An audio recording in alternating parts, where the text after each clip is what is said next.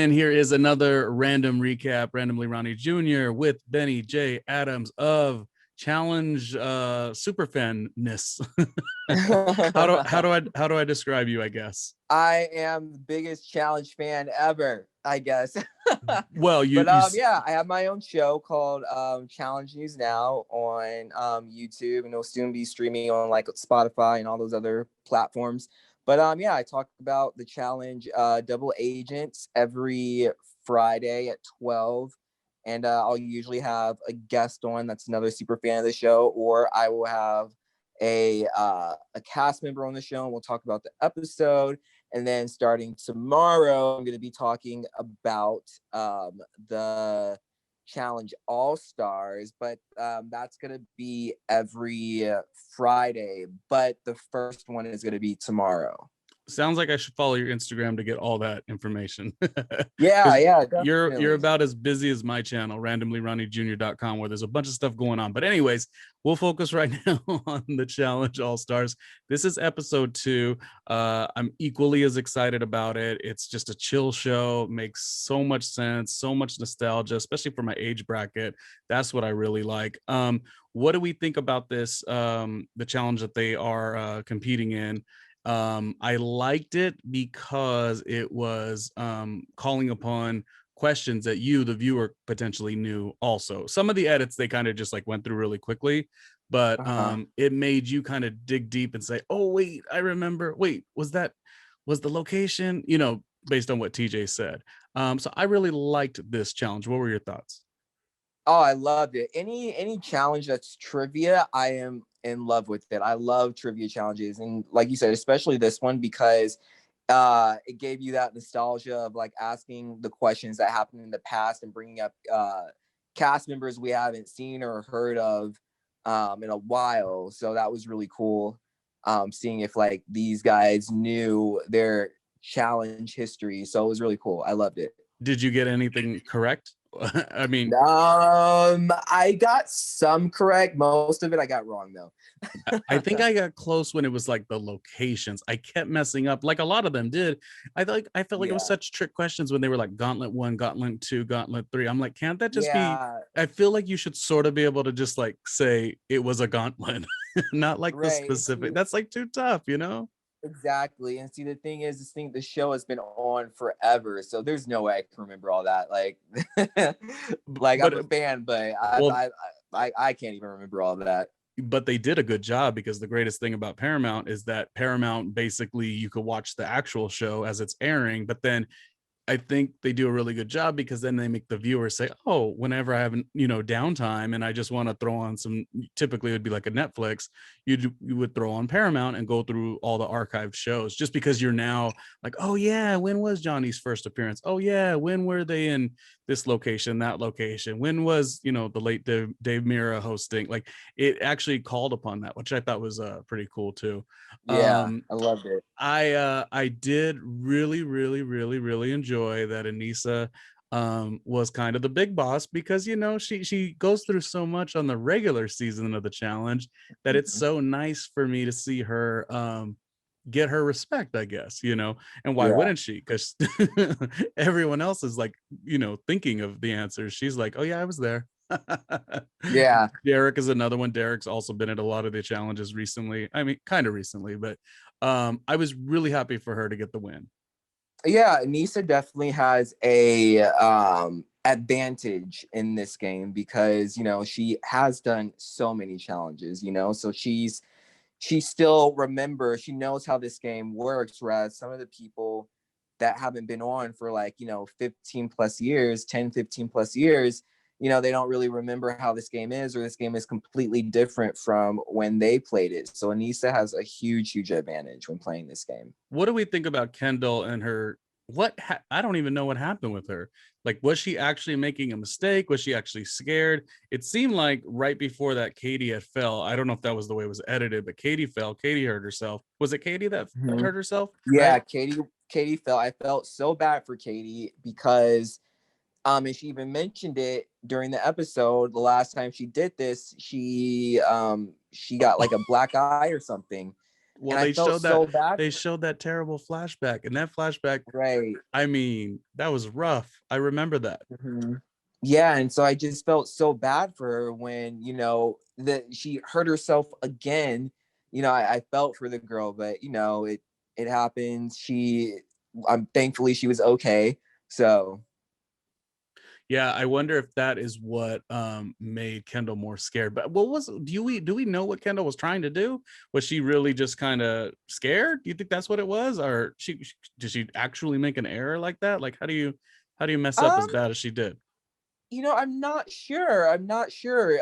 Maybe it was, and I honestly I don't know. But yeah, one thing about Kendall is the girl's a beast. So I don't know if it was a mistake or what. But when she It does was something hard to like that, tell. do you think that it essentially kind of takes away? You just said right now, oh, she's a beast, and you kind of know her competitive level. Does it sort of put eyeballs on her that like she's maybe not bringing it? I mean, is that a bad thing for her?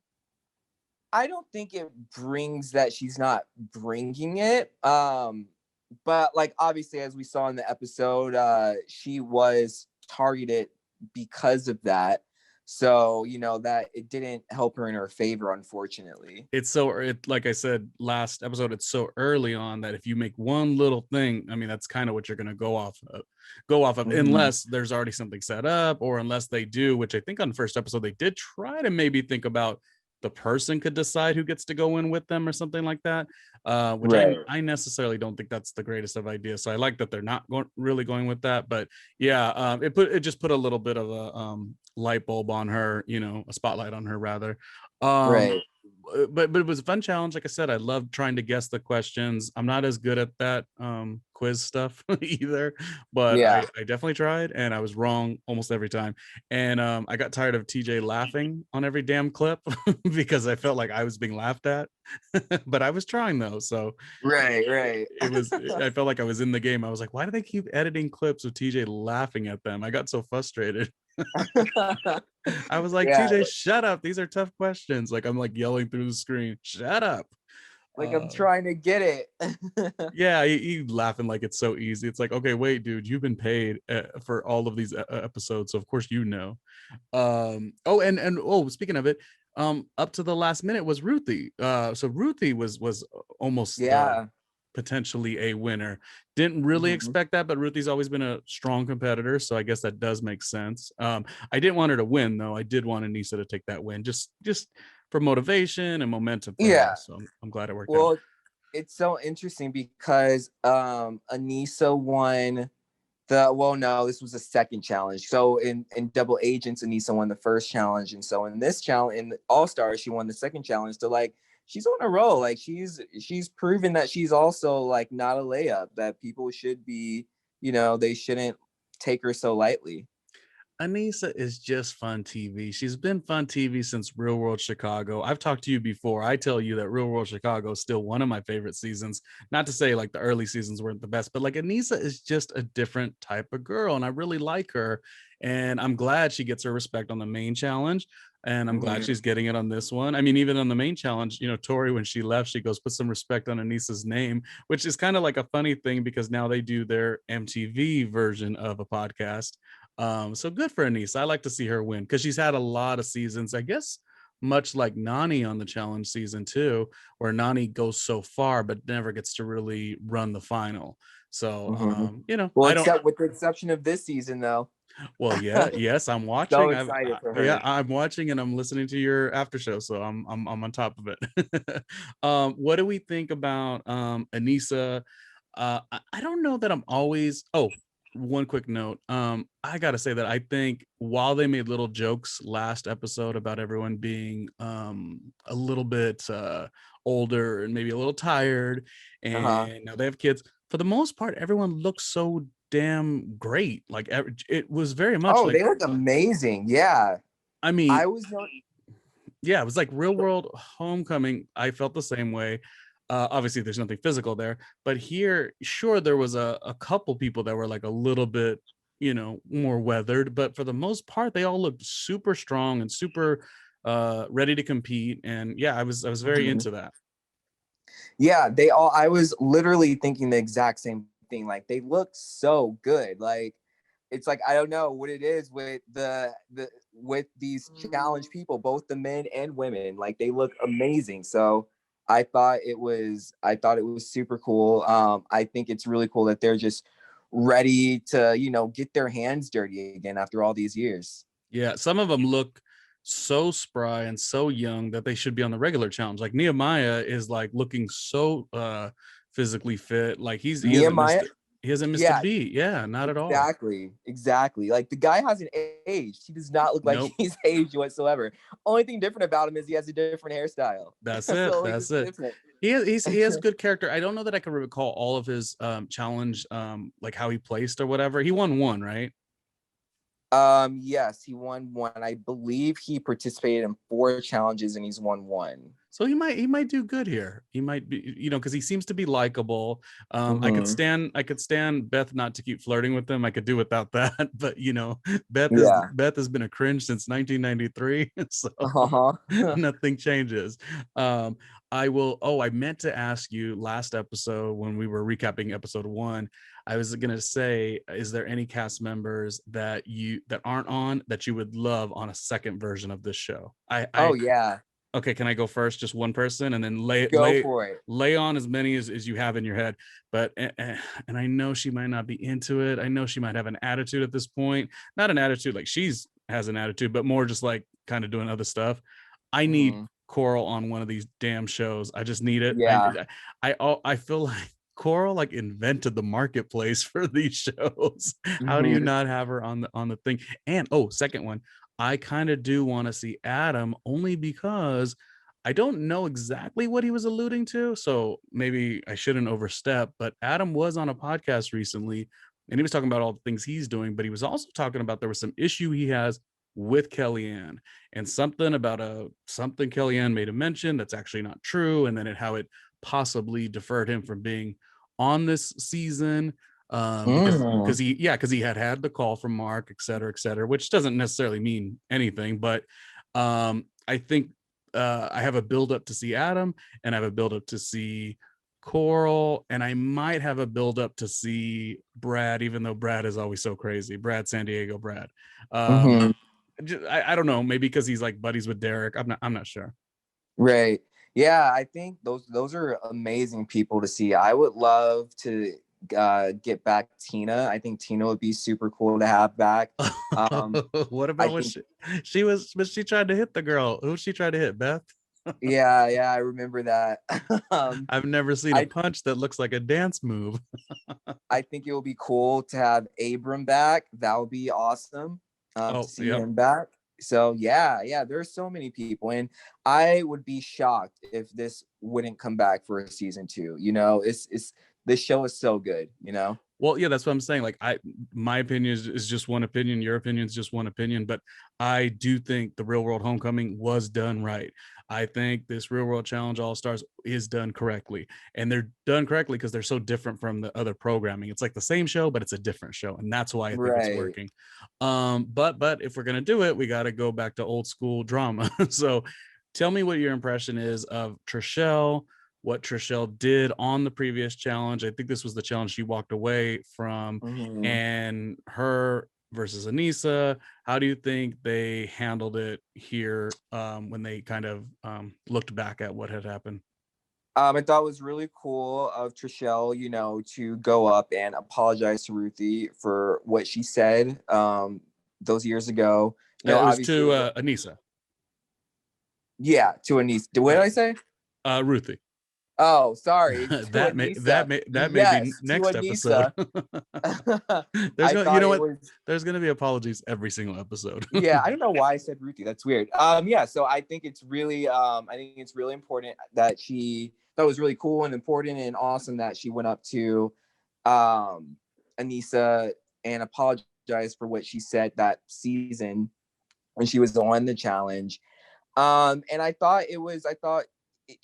was very tasteful how she apologized, and I applaud her. And what she said was not cool, it wasn't right. And Trishelle, she understands that, and she even said it. It was very racially insensitive what she said, and it was cool that they were both able to forgive each other.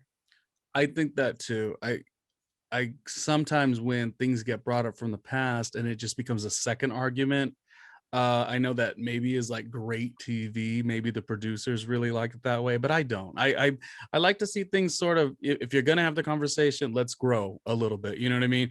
It's the challenge. Mm-hmm. There's gonna be another shit show in 5 minutes, but sometimes I do feel like the producers are heavy-handed, where they like keep perpetuating things from the past. And I'm glad that this was something that was brought up. It was definitely in poor taste for Trishelle, but she was able to, sort of make amends, kind of hear from Anissa. I'd imagine in the real sitting down that the conversation was much longer, but based on the edit and it's Yeah. a TV show, we probably just saw a little bit. But I was Yeah. happy that we didn't drudge up everything, and then we had, you know, 8 more episodes of, just bickering about something. I like to see a little bit of growth.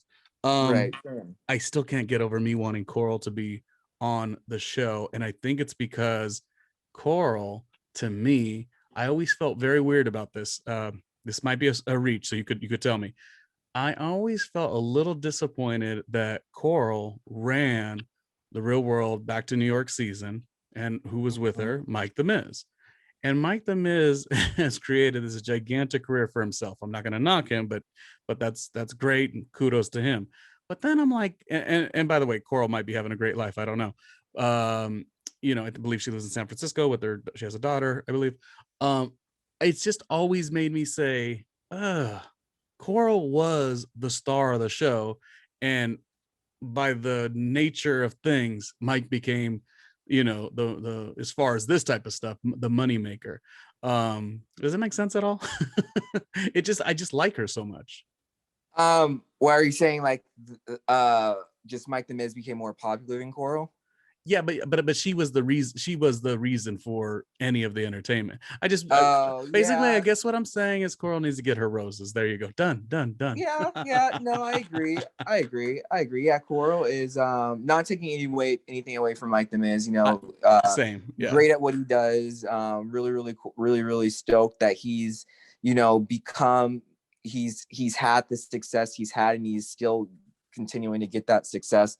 But yeah, definitely would love to see more of Coral. Definitely want to see her star shine. But the thing is, you never know. She might like, not being in the public eye. I honestly don't know what Coral has been up to. But she might like the whole, living low and, just living the normal life that we all live. No, you're right about that. That's just because you like somebody from back in the day, you can't expect them to want to do the show. I know I'm also a big fan of Melissa. Melissa was the one from New Orleans who also lived with Coral at a point. I think she's fantastic, but she's like a mother of 3. She has her own podcast. Mm-hmm. Like she's not going to do this probably. And I'm actually reaching back to the really older older seasons. Well, that was mid season. Anyways, moving on. Katie, Trishelle, they get in an argument. It felt like it happened in a snap of a second. What did you take from that? I was like, whoa, how did this happen? What happened? Right. Was Katie? Well, Yeah, what happened? I'm not gonna lie. I love the drama. I love drama as much as I love watching the challenges. I love watching drama also. It's reality TV. Yeah, it's so interesting. It's just very interesting because they came in, they were both like really good friends. Trishelle said Katie was in her wedding. They were roommates back in the day when they were like in their 20s. And yeah, so it was very surprising to see that they were arguing and beefing like that. So I don't know. It was very interesting. The issue, it was good TV though. I'll say that it was good TV. I worry that people watching are going to only think Katie's the problem, but sometimes when I watch the shows, I don't really like it when the person has a passive commentary such as Trishelle. It's like she says these things and she doesn't want to take accountability. So then Katie sort of jumps off the handle, so she looks a little bit more rowdy. But I kind of felt like, it's like one of those things where it's like, Trishelle, if you're going to say something, say it. And then if you do say it, you can't expect, no reaction. Does Katie need to be that upset? Maybe not. But that was my negative critique for Trishelle. I felt like she was kind of like, well, you know, this, and this, and she, this, and this. It's like, well, say it or don't say it. Like, you know what I mean? And that's, I wasn't a big fan of that, but you know, it happened. It seems like their friendship will be severed for the moment. If they have a friendship, maybe there'll be something we're talking about on a reunion, but it does send Yeah. Trishelle into the what are we calling it? It's I'm like the gauntlet. Ooh. Is it the Wow. gauntlet? Why am I forgetting that? Well, That's crazy. because you recap 17 shows. I don't know. How did I forget that? Yeah, I have no idea what it's called. They're in the crater. I have um no idea. no, well, anyways, it becomes Kendall, which um I'm gonna give Hisela some points because it became Kendall because of the move, but then like they Mm-hmm. turned it, and for a moment somebody was gonna say, oh well, who would be the second person? It would be Hisela. And it was of Hisela's best interest to sort of navigate that conversation. Hisela may not be the most physically competitive person, but you do got to give points for her badassness. I mean, she is Yeah. mentally like doing what she can strategically. So if that's all she has, she's going to be like, I'm not going to let that come to me. Let's keep it on Kendall. She's the one who basically disqualified herself. Um, Yeah.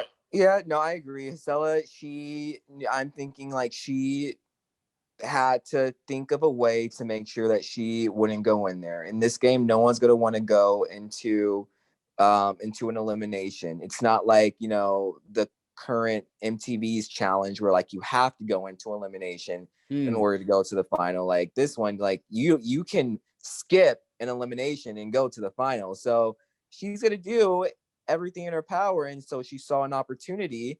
And so she went with Kendall. But you know, the thing is, you can't count Kendall out. So yeah, you seem to be a big fan of hers. What did you think about the actual this challenge, this elimination challenge was pretty interesting. This was one that we've seen time and time again. It yeah, seems, I mean, it seems difficult off the jump, but it also seems more difficult. Like imagine you doing it, like watching it on the TV from the couch. I It couldn't do it. it seems I so for difficult. Is sure. there a strategy that you would try to put forth if you did do it?